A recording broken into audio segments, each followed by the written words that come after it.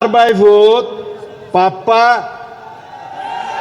কথা যা হওয়া পরে হই দিয়ে দাবি দেওয়া যা দিয়া পরে দিয়ে দিয়ে কিন্তু যা চাই ইয়া তোর বেশি দিলে কি আপত্তি আছে না?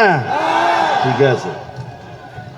আর মাননীয় সংসদ সদস্য সকল কেউ বক্তৃতা দিন না ভারতে গুসা নই, কারণ মাননীয় প্রধানমন্ত্রী তো আর বহু জায়গা যা ঘুরিব প্রোগ্রাম আছে।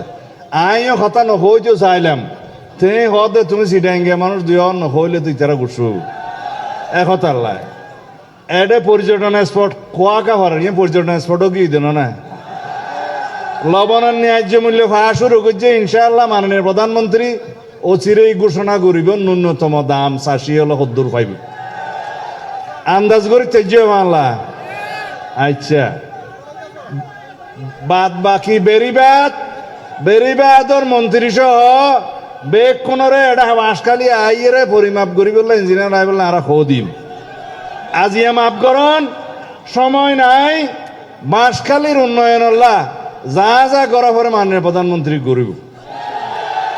লোয়াগারাও তো সাতকান্যার আর বড় ভাই শাহজাহান চৌধুরী জামাতের এমপিরি এডও কিছু ত্রাণ সামগ্রী দিয়া যাইব আনলে হবে তো বাঁশখালী দিও বা আনা মানুষ না দিয়া যাইব।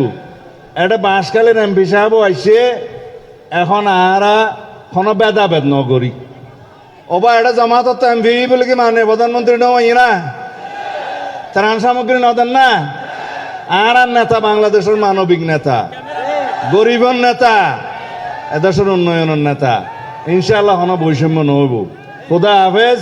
আই আহ্বান করির মাননীয় অর্থমন্ত্রী জনাব আমির খসরু মাহমুদ চৌধুরী আইয়ের ২ কথা কন। সালাম আলাইকুম।